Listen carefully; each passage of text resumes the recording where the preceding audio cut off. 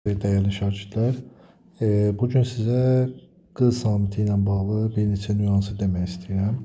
Q samiti deməli sözdə bir q səsinin özünü verə bilər, bir k səsi verə bilər, x səsi verə bilər, bir də q səsi verə bilər. Bu nə zaman olur? Məsəl üçün, qapı deyək. Sözün əvvəlində gəldi, burada q səsi verdi, q səsi.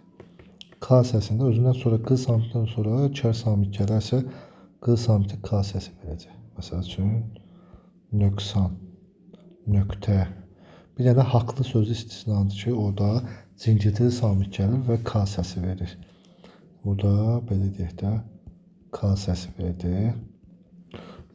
Sonra normalda uşaq, qonaq və s. sözlərdə sonunda tək yazılarsa uşaq x səsi verir.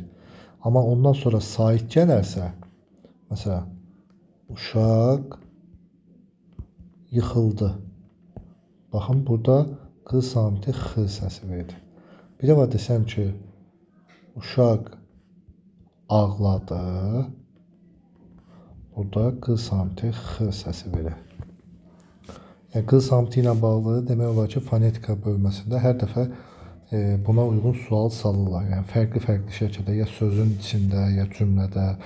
Diqqət eləmək lazımdır ki, yəni q samitindən sonra gələn sözdən asılı olaraq q samiti müxtəlif formalarda tələffüz oluna bilər. Çox sağ olun.